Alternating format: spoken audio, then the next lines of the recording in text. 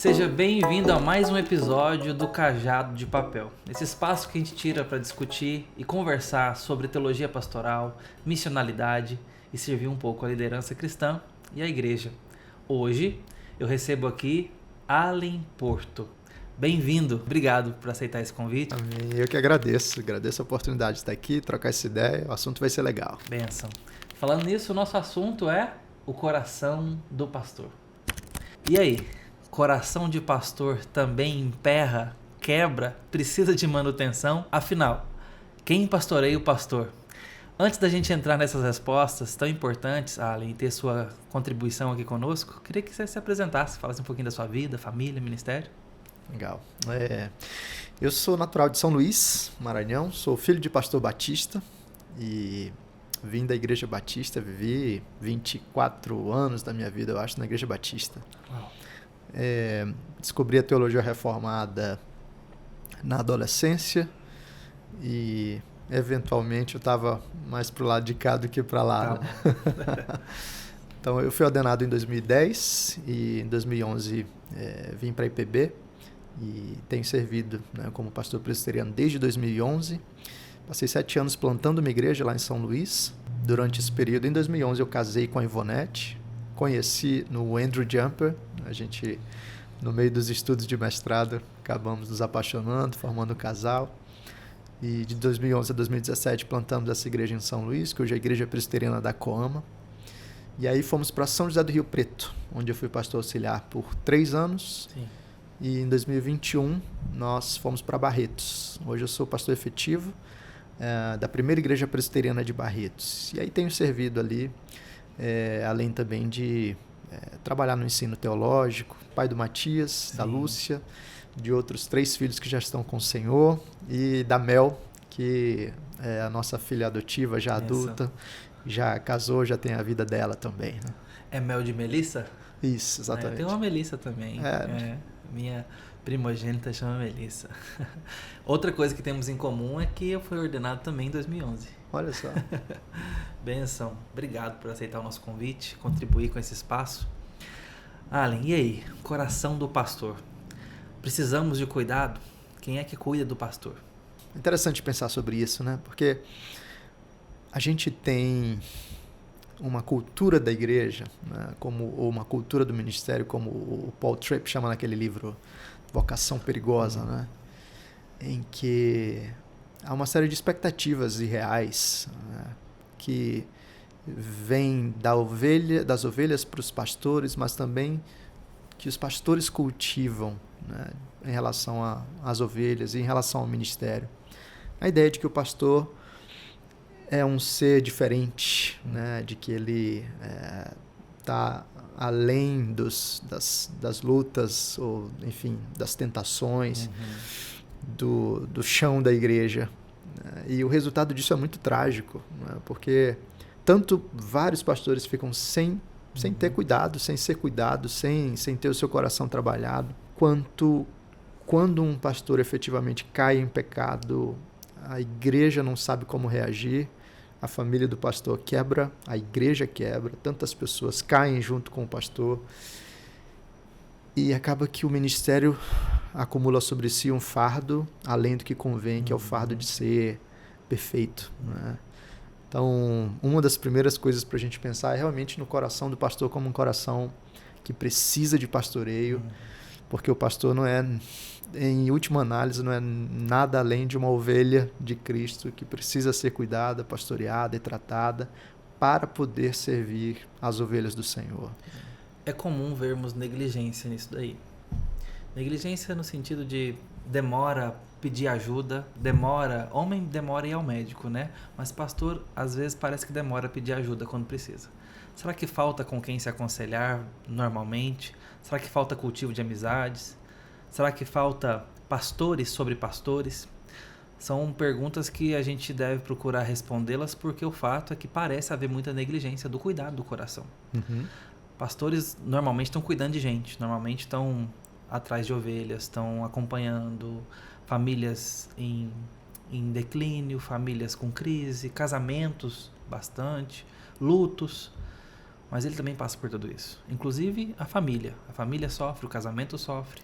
O casamento de pastor também não tem blindagem nenhuma. Mas a quem ele recorre? Cadê seus amigos? Cadê a sua cultura de cuidado? Como é que você enxerga isso? Está faltando, às vezes, em nós pastores, boas amizades espirituais, mentores ainda, porque a gente tem mentor na nossa formação. E depois da formação? Então, você mencionou, essa realidade é complexa ou é multifatorial, né? Então, a gente tem uma série de elementos que se aglutinam aí. Então, um desses é essa noção de que nós temos uma igreja que olha para o pastor como se ele fosse um ser diferente. Sim. E, por vezes, o pastor que, por medo de perder o respeito das suas ovelhas, se coloca nessa posição de um ser diferente. Então, se torna difícil para esse pastor abrir as suas lutas, porque será que a igreja vai me respeitar se eu me apresentar como simplesmente um pecador, como um homem falho, como um homem que tem tentações? E aí, tantos pastores acabam criando uma capa que é um manto de hipocrisia, né, sobre a igreja. Por vezes, essa capa se estende com relação aos colegas de ministério, porque, infelizmente, algumas culturas empresariais se repetem dentro do círculo da igreja, né? Então, o meu colega de trabalho não pode saber de um deslize meu, porque senão ele vai puxar o meu tapete e vai pegar o meu lugar.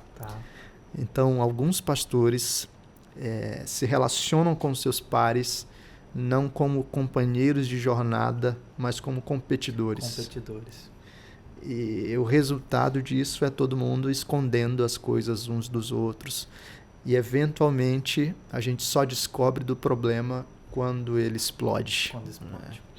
Então, falta um trato honesto com a igreja, falta a educação da igreja para olhar o pastor como um pecador, falta a honestidade do pastor para cultivar um tipo de relacionamento com a igreja em que ele não está num pedestal, falta a realidade de companheirismo, amizade intencional para que haja cuidado mútuo. E, como você menciona também, falta a presença, a prática de mentores, tutores, discipuladores, para que a gente tenha um tipo de direção espiritual e tenha também pessoas que nos ajudem nas nossas dúvidas ou no aperfeiçoamento da nossa vida e do nosso coração e também do nosso ministério. Você falou, né, falta no ministério, a gente tem quando está estudando, mas a realidade triste, e eu já fiz esse questionamento abertamente e recebi a resposta de vários seminaristas, me conta um pouquinho da sua experiência com o seu tutor. Como é que foi a sua experiência no seminário? E muitos deles disseram, olha, meu tutor não me acompanhou, eu não tive acompanhamento. Então o cara está no seminário e ele está, desde o seminário, ele já está sozinho. Formalmente ele tem um tutor. Exato. Na prática não tem acompanhamento. E se isso acontece quando ele ainda está no seminário, depois dele se tornar pastor, a coisa se torna ainda mais evidente, né? O cara tem que, de certa forma, tentar descobrir a roda ministerial sozinho, porque ou ele não procurou homens mais velhos para mentoreá-lo, pastoreá-lo, por algum tipo de orgulho pessoal ou por medo de ser exposto, ou ele não foi procurado por homens mais velhos que poderiam acolhê-lo, mentoreá-lo, discipulá-lo e assim intencionalmente reproduzir um ensino, né, e uma dinâmica de ministério que é saudável, que é sábia e que vem com o teste do tempo. Perfeito. Uau, isso é muito precioso e muito sério também. Seminaristas precisam aprender a ter uma cultura de prestação de contas num ambiente seguro. Eu acho que o que está nos faltando muitas vezes é um ambiente seguro. Isso que você menciona da honestidade, da gente conseguir ter isso com a igreja e a igreja conosco, essa solidariedade, e precisa ser ensinado. Eu acho que falta a gente criar uma cultura de segurança e de honestidade com o próprio coração, né? Falando da igreja, eu acho que são instâncias diferentes e distintas. A igreja precisa ser educada nesse sentido. Às vezes a igreja parece querer ser enganada, parece querer deixar-se enganar de que o seu pastor é um super-homem, ou de que pastores são. Talvez a gente tenha essa carência de um Messias, e às vezes joga isso para as figuras pastorais. E sabemos que o nosso Messias não são nossos pastores. Nós devemos nos parecer com Cristo, mas nós quem? Nós cristãos, não nós pastores. Nossa responsabilidade é a mesma diante do Senhor, no sentido de termos que buscar a santidade, o aconselhamento, o aperfeiçoamento. Somos sujeitos às mesmas paixões, né, como os nossos antigos profetas.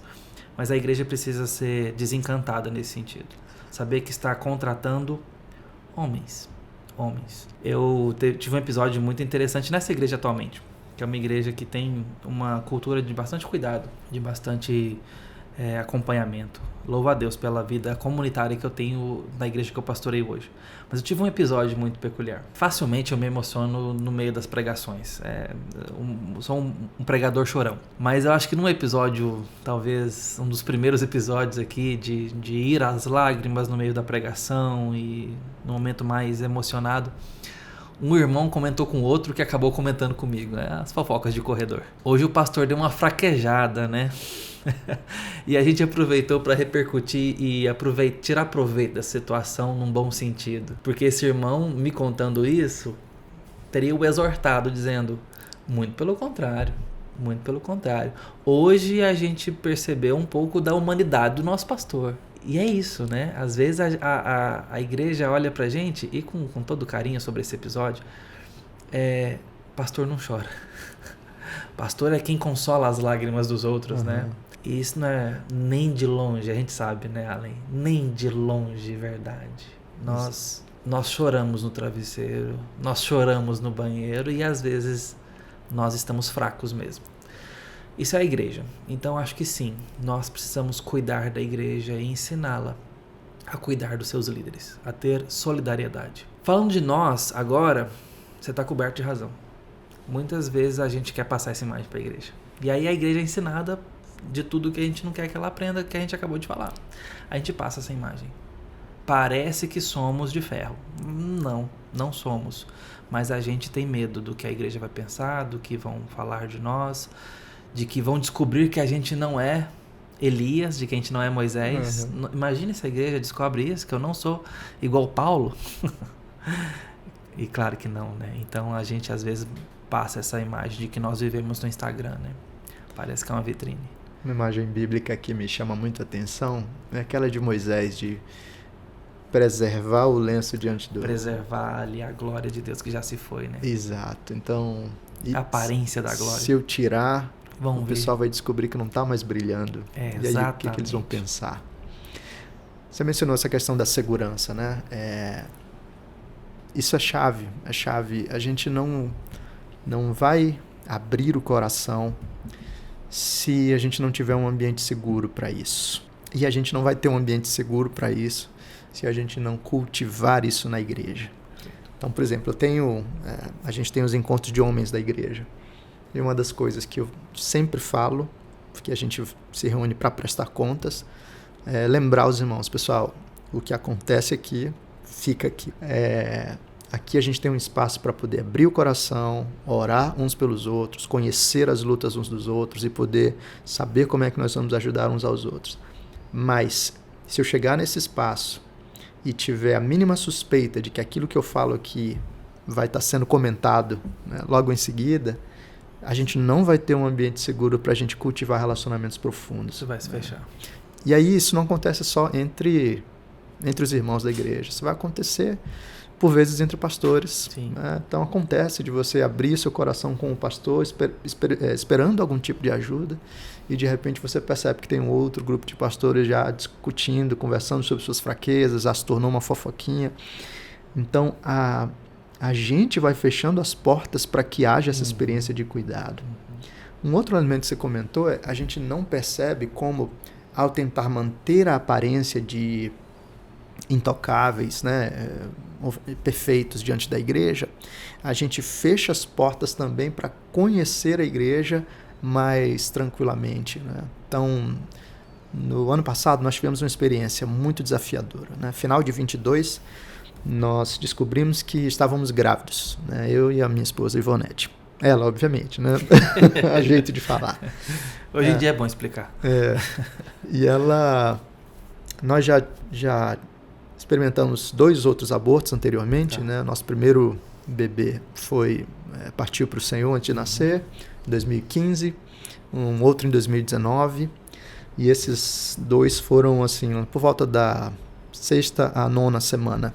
Então a gente não chegou a saber sexo, a gente sentiu, mas o tipo de aproximação, de envolvimento foi um pouco menor. Tá bom. Dessa vez, descobrimos que ela estava grávida, ficamos felizes, e aí passou da 6ª semana, que legal, 7ª semana, legal, 8ª semana, nossa, tá tudo bem. Chegamos na 12ª semana, e aí tivemos uma ultrassom daquela que é mais detalhada, né? E ali nós descobrimos que tinha alguma coisa errada. E foi bem desafiador para a gente. E agora a nossa questão era: como é que a gente vai vivenciar isso e compartilhar isso com a igreja? E para a gente foi, graças a Deus, foi tranquilo, no sentido da a gente entendeu que compartilhar a nossa dor era uma das formas de ajudar a igreja a entender que a família pastoral passa por crises como todas as outras. Era uma forma da gente se abrir para o cuidado da igreja, e uma forma também de ensinar a igreja a sofrer com esperança. Então, da 12ª semana até a 25ª semana, que foi quando a Charlotte... depois nós descobrimos que o problema era a síndrome de Turner. Okay. É uma síndrome que só atinge meninas. Então, já soubemos o sexo, aí demos um nome para ela. Mas foi assim, acompanhando semana após semana, porque a gente nunca sabia o que aconteceria na próxima semana.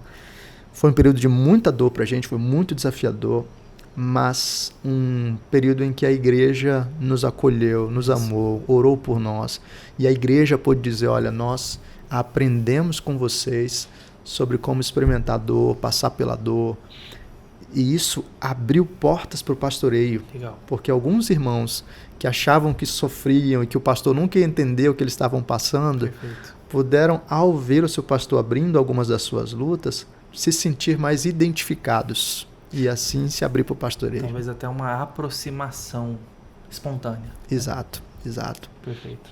E aí, eu abri com alguns irmãos também do ministério, e aí tive uma experiência legal de irmãos do presbitério fazerem visitas, orarem comigo e me sentir cuidado também.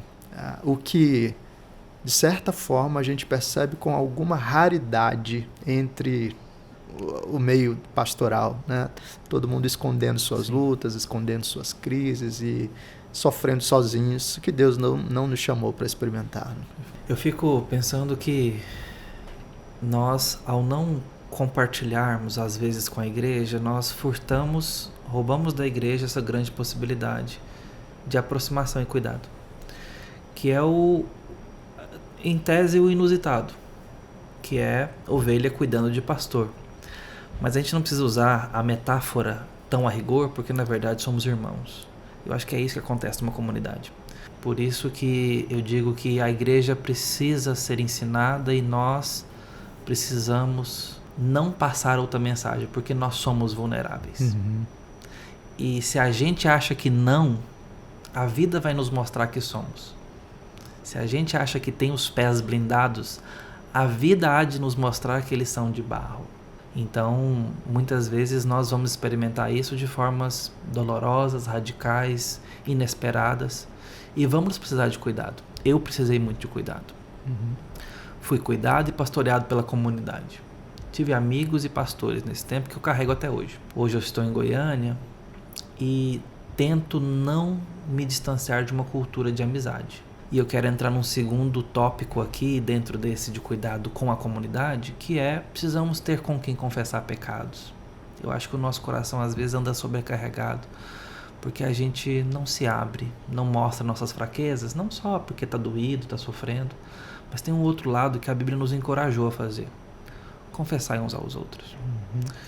A gente precisa ter com quem a gente tem segurança de abrir o coração e falar: eu estou tendo dificuldade nessa área. Ora por mim, meu irmão, meu amigo. Eu acho que é um outro patamar de desafio para os pastores, para os líderes e para os irmãos da igreja. Mas os irmãos da igreja às vezes podem procurar o pastor para isso. Quão bom é isso, aqueles que procuram o pastor. Mas quantos não fazem e não procuram cura, portanto? Brennan Manning, num livro dele chamado Obstinado Amor de Deus, a despeito de todo o compêndio teológico do Brennan Manning, que é difícil de prescrutar numa hora dessa, tinha algumas tiradas profundas, e uma delas é que ele tira um recorte num capítulo que diz assim: aquilo que recusamos entregar não pode ser curado. Eu guardo essa frase dele quando eu era ainda adolescente. Parece que tem muito na dinâmica da confissão isso. Parece que enquanto calei os meus pecados, me envelheceram até os ossos, me ressecaram os ossos, a ideia do texto. Tem muito disso, né? Se a gente não encontrar um ambiente, um coração com quem nós podemos abrir o nosso, a gente padece. Uhum. E aí eu vejo uma dinâmica dupla. Eu vou falar primeiro de fora para dentro e depois de dentro para fora. De fora para dentro, tá todo mundo muito preocupado com as suas próprias demandas, suas próprias correrias. Então, até mesmo os pastores mais velhos não têm agenda, não têm tempo hoje para pastores mais novos, para chamá-los, para acompanhá-los, para discipulá-los. A prática da mentoria espiritual, de certa forma, foi se perdendo. Parece-me que há poucas pessoas que realmente olham para isso como um ministério e que assim buscam, né, praticar, buscam pessoas para discipular. Eu fui pastor auxiliar durante 10 anos, até finalmente abraçar o chamado de me tornar pastor efetivo. E durante esse período, para mim foi uma luta, né? Porque parte do meu desafio era... E assim, eu era pastor auxiliar, e eu não quero reclamar dos pastores efetivos que eu tive, eram homens de Deus, mas, de certa forma, eu me senti sozinho. Tá. E pode ser que eu tivesse expectativas desajustadas, né? Talvez, enfim, esperasse que eles ocupassem um tipo de tempo ou atenção maior do que realmente poderiam, mas eu senti que faltou muito de... Vamos sentar uma vez por mês que seja, conversar um pouquinho, vamos pensar em possibilidades, vamos conversar sobre o ministério, vamos conversar sobre a sua família. Durante, por exemplo, os 7 anos em que eu estive em São Luís, plantando igreja, eu tive pouquíssimas conversas com outros pastores. Quem realmente me acompanhou foi um membro da igreja que estava ali trabalhando a plantação junto comigo, mais novo do que eu, mas que era um homem que estava crescendo muito. Hoje ele é presbítero da igreja, graças a Deus, o Cauê. Quando eu fui para Rio Preto, uma das decisões, uma das questões que me levou a sair de São Luís e ir para Rio Preto era: eu preciso estar diante de um pastor mais velho, aprendendo, observando, eu quero isso. Mas a dinâmica de uma igreja, a igreja em Rio Preto era bem maior do que o trabalho de plantação em São Luís, de um ministério corrido e tudo mais, então eu também não tive isso. Então eu tentava suprir isso, por exemplo, quando eu ia para o Andrew Jumper, lá eu tinha um tempinho de conversa com o Dr. Davi Charles Gomes, com o reverendo Felipe Fontes, reverendo Tarcísio Carvalho, que agora está em Brasília. São homens que até hoje eu considero como meus mentores, são pessoas que eu procuro quando eu tenho essas questões internas, lutas internas, preciso de oração, preciso desabafar, preciso de conselho. Mas me parece que é isso, a falta de intencionalidade de homens mais velhos abraçando pastores mais novos para ajudá-los nisso, atrapalha. Então eu decidi que eu faria diferente, né? Então eu ainda sou um pastor jovem, né? Eu vou fazer 39 agora. Mas agora Deus me colocou na posição de um pastor efetivo. Então agora eu tenho um auxiliar que não fica direto comigo na igreja, ele cuida de uma congregação, e um seminarista da igreja. Mas eu entendi que a minha responsabilidade não deixá-los passar por aquilo que eu passei. Então todas as quartas-feiras a gente se senta, o seminarista, como está no JMC, a gente abre um Zoom com ele, o pastor auxiliar vem para minha casa, e a gente lê um capítulo de um livro, discute, ora juntos, conversa sobre família, conversa sobre a igreja, e vai cultivando essa dinâmica de amizade, de compartilhamento, de oração. Então, falta de fora para dentro esse movimento. E, por vezes, falta de dentro para fora, que é: eu sou orgulhoso, eu não quero um pastor mais velho me dizendo o que dizer, eu não quero alguém apontando os meus pecados para mim, eu não quero reconhecer as minhas falhas, então eu não vou me abrir, porque se eu me abrir vai complicar. Deixa eu te interromper, porque eu queria valorizar isso. Às vezes a gente acha que isso é privilégio de alguns, ou seja, eu sou fechado, eu não gosto de me abrir. Ninguém gosta, cara. Quem é que gosta de ser chamado a atenção, de ter os erros expostos? Eu quis só fazer esse parênteses, sim, porque muita gente às vezes acha que é uma característica pessoal. Flui naturalmente, né? E se blinda, se fecha, porque acha que porque eu sou assim, então eu não me abro. Porque sou assim, então eu não busco ajuda e não me deixo ajudar. Mas nós, por orgulho, por vaidade, por aparência, por autopreservação, nós não queremos ser confrontados. Ninguém quer ser confrontado, ninguém quer ter seus erros expostos. Tem gente que sim, é dado mais a espontaneidade e talvez possa ter um pouco mais de facilidade, mas esse não é o ponto. O ponto é que ninguém quer ser confrontado. Então, entendendo isso, a gente avança no problema, né? Avança no fato de que precisamos de aconselhamento, precisamos de confrontação. É isso mesmo. Então, se eu não tiver humildade, eu corro o risco de não só ficar estacionado no ministério, o que já seria ruim, mas aqui não existe estacionamento, né? Se você não está sendo cuidado, se você não está sendo trabalhado pelo Senhor, você está cultivando algum buraco, algum ponto cego, você está cultivando algum problema que em algum momento vai se tornar algo maior.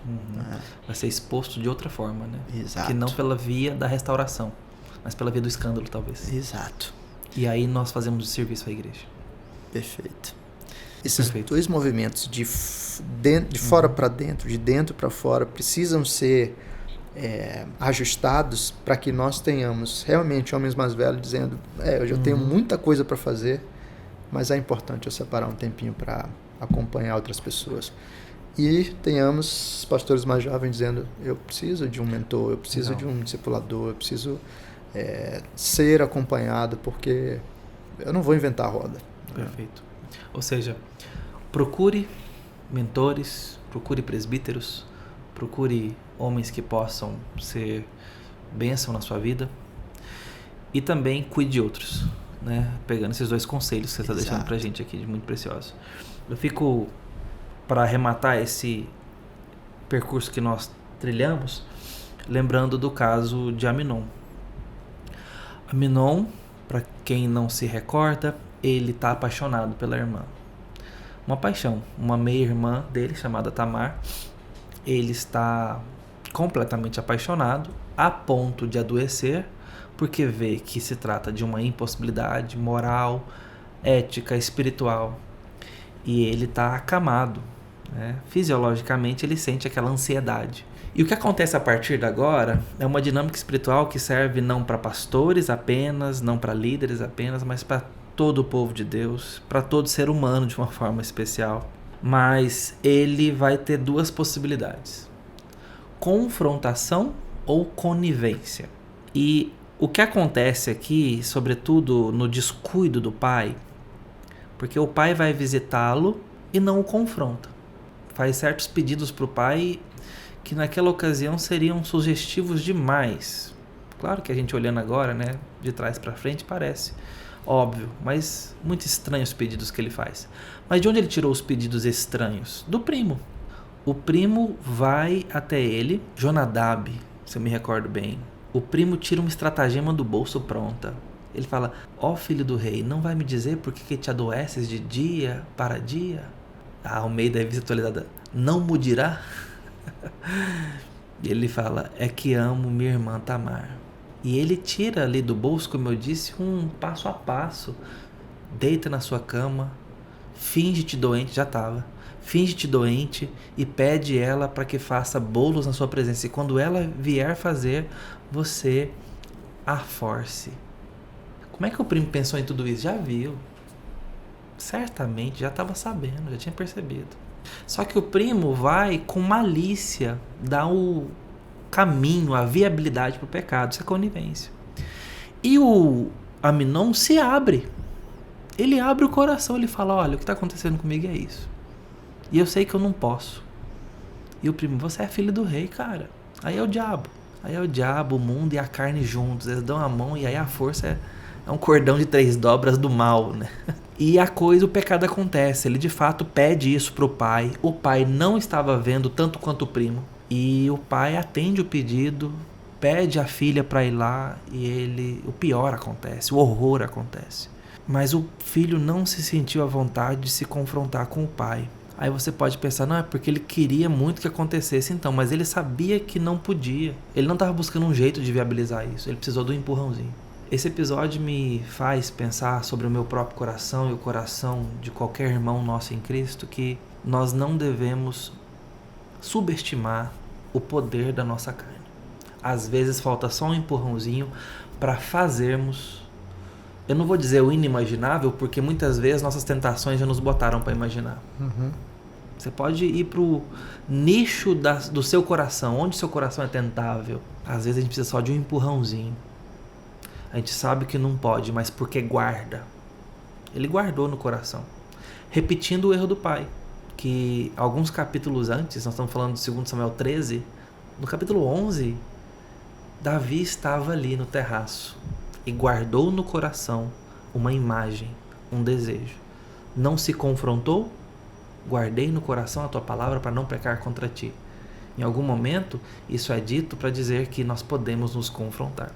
Ele não se confronta, ele não busca confrontação. Vai ter que ser confrontado depois externamente pelo profeta. Ele é interditado, ele é barrado ali no caminho dele. Mas ele não confronta o filho depois também. E o filho não se confronta. E o filho não busca confrontação. Ou seja, nós vamos sempre evitar confronto do nosso pecado. Mas o nosso coração pode nos fazer idolatrar, pode adoecer e fazer adoecer. E pode ser também o motor para o mal que a gente não acha que é capaz de fazer. Mas se a gente buscar conivência e não buscar confrontação, não buscar um amigo espiritual, não buscar um companheiro de caminhada cristã, alguém maduro, nós seremos capazes de adoecer, de fazer adoecer, de causar o mal e de sofrer o mal. Eu fico pensando nisso hoje para a igreja. Um ambiente de amizade espiritual, de tutela, de confissão, de aconselhamento. Quanto mal pode ser evitado? E quanta maturidade pode ser fomentada, né? Acredito nisso. E nesse exemplo, né, tem um outro elemento que é, por vezes, os filhos das trevas são mais hábeis em notar e em aproximar e aconselhar, né? Então, às vezes, alguns líderes que têm um ensino falso têm uma abertura relacional muito maior do que os líderes que têm uma boa teologia. A Francis Schaeffer enfatizava essa dinâmica de que você precisa ter ortodoxia da doutrina, mas precisa ter ortodoxia da comunidade. Perfeito. Então, se você tem a melhor teologia do mundo, mas você não consegue cultivar relacionamentos belos, saudáveis, por vezes você vai perder pessoas que são acolhidas por gente que tem um ensino errado, mas que está pronta para abraçar, está pronta para ouvir, está pronta para chorar com quem está com suas dores, e sugerir ideias como faz isso aqui que você vai conseguir, né? Perfeito. Eu fico me lembrando de uma tirinha no auge do teísmo aberto no Brasil, ali nos seus anos 2005, 6, 7. Os embates ali entre Ed René, Augusto Nicodemos, Tsunami, ali a coisa tomou visibilidade, né? E eu lembro que naquela ocasião, naqueles anos ali, tinha uma tirinha. Deus era representado ali por um senhorzinho com um triângulo na cabeça, mas era uma forma imaginativa ali do autor, ele usava essa figura para Deus. E bem dentro de uma teologia relacional, ou do teísmo aberto, foi desenhado ali a seguinte tirinha. Chega uma mãe e ela tinha perdido o filho. E ela chega para Deus e pergunta: como isso foi acontecer? Como isso pode acontecer? Chega com perguntas do luto, naturalmente. No quadro seguinte, Deus fala: eu fiquei sabendo no mesmo instante que você. E ela parece surpresa enquanto ele está falando isso. A última tirinha, 3 quadros, eles estão se abraçando. Deus e a mãe. Uau, que bonito, que belo. Deus não é responsável pelo acidente. O teísmo aberto tenta blindar Deus de qualquer desastre humano, de qualquer dor. Mas, por outro lado, tudo que ele tem para oferecer é o consolo. É um ombro amigo. Vamos junto nessa dor. Esse é o papel dos nossos irmãos, não do meu Senhor. Exato. Os meus irmãos não podem evitar minhas dores e só tem um abraço a oferecer. E muito pode um abraço na hora certa. Muito pode alguém para caminhar comigo. Mas o meu Deus não. O meu Deus, ele é soberano. Ele pode muito mais. E eu estou falando isso para dizer que o teísmo aberto veio oferecer essa relação necessária com Deus e com o próximo. Uhum. Só que é só isso que tem para oferecer, porque Deus, no seu esvaziamento, na sua falta de soberania ou mesmo de onisciência, ele não pode muitas coisas mais. Às vezes a gente deixa uma má teologia nos provocar ao relacionamento, sendo que a boa teologia poderia, com um bom relacionamento, estar oferecendo um Deus que se relaciona e tem resposta para dar. Respostas que ele quer dar, não as que nós estamos exigindo, mas respostas que mudam tudo.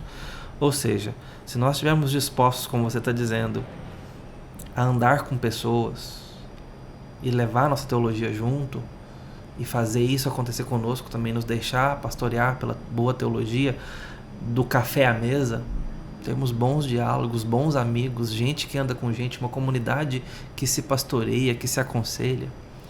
Eu acho que a gente tem uma comunidade que não é terapia, mas é terapêutica, né? Para o coração. Curioso você falar de café, porque nenhum de nós dois aqui. Exato. Somos é para fazer média com a turma do café, tá? Mas é isso mesmo. Às vezes a gente complica demais, né? Então, como é que eu vou fazer para reunir pessoas para isso? E aí a gente quer pensar em algo tão grande que se torna difícil de praticar. Então, como é que a gente pratica? É começando do básico mesmo. Uhum. Então, o que eu fiz? Eu peguei um livro, a editora Fiel publicou um livro muito interessante chamado Ministério do Pastor. Ele fala sobre um resgate de prioridades do ministério pastoral. E eu disse, ok, tá aqui um livro legal, a gente conversa sobre um capítulo por semana. Legal. E um encontro de 1 hora. Então, sei lá, 20 minutos, alguém faz uma explicação do capítulo, tem mais uns 20 minutinhos para a gente discutir, e a gente separa mais 20 minutinhos para conversar e orar. 1 hora na semana. Então, você pensar, se eu tiver que abrir um tempo na minha agenda para acompanhar pessoas, isso vai consumir tudo. Não, pensa no efeito cumulativo. Você não vai resolver as dores de todo mundo numa sentada só. Para 1 horinha na semana, você consegue se organizar, outros pastores conseguem se organizar, se encontram 1 horinha por semana, e ao longo de 1 ano, 2 anos, 5 anos, vocês vão ter construído uma relação sólida, profunda, que permite que nesse efeito cumulativo tantas questões sejam trabalhadas, né? Você não precisou fazer um retiro. Claro, se é possível, faça, né? Mas você não precisou fazer um longo retiro e tudo. Não, 1 horinha por semana. É o caminho intencional, um dia de cada vez, um passo de cada vez, que permite que relacionamentos profundos sejam cultivados, que pastores acompanhem pastores, que amizades sejam desenvolvidas, que um círculo de confiança seja construído. Legal. E é assim, se a gente não fizer o básico, com as expectativas ajustadas, então a gente vai sempre ficar com as desculpas e a coisa nunca acontece. Perfeito.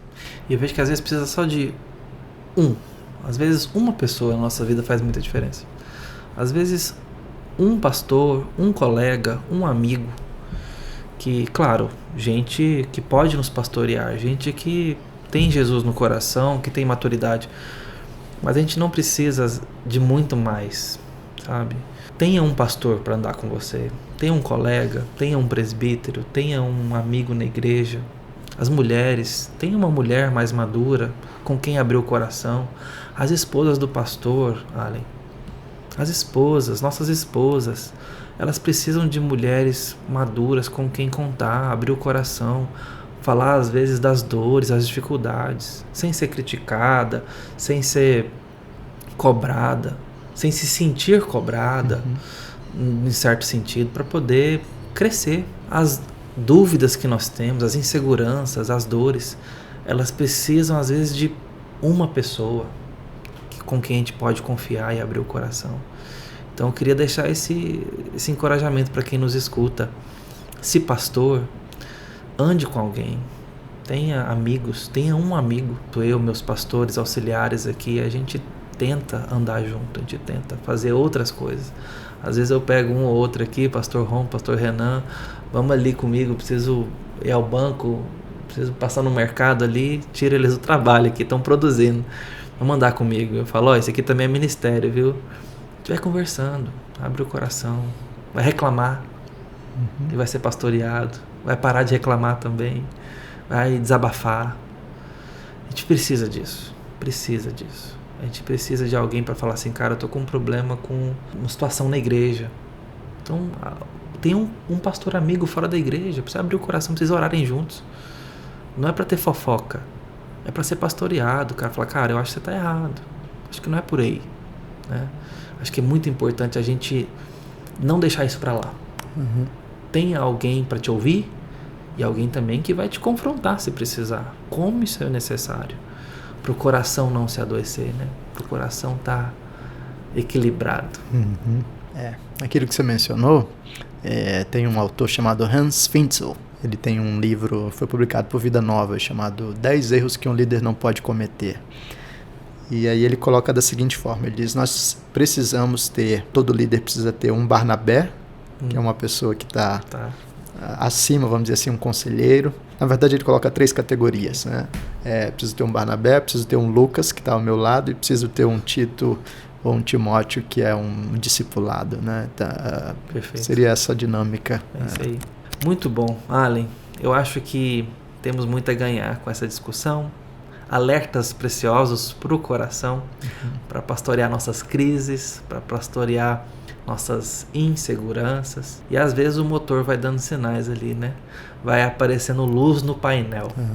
Não deixa para lá, a conta chega. Exatamente. Um recado aí para os nossos pastores: cuidem do coração, cuidem das emoções, das amarguras, das dores. Às vezes a gente quer deixar para lá, mas a gente precisa de confrontação, precisa de conselho, precisa ter com quem chorar, sem achar que o mundo vai acabar porque a gente está num momento de fragilidade, de necessidade. A conta chega. A conta chega nas emoções, a conta chega no corpo, a conta chega no ministério interrompido porque a gente não está em condições. Ficamos irritadiços, ficamos cabisbaixos, ficamos desmotivados porque não estamos com segurança para abrir o coração, para ver luz de fora. Busque amigos espirituais, busque conselho, busque ensinar a sua comunidade e ser tratado por ela. São bons conselhos para os nossos colegas, para a liderança. Queria te convidar a deixar aí um encerramento, palavras finais aí para quem nos ouve.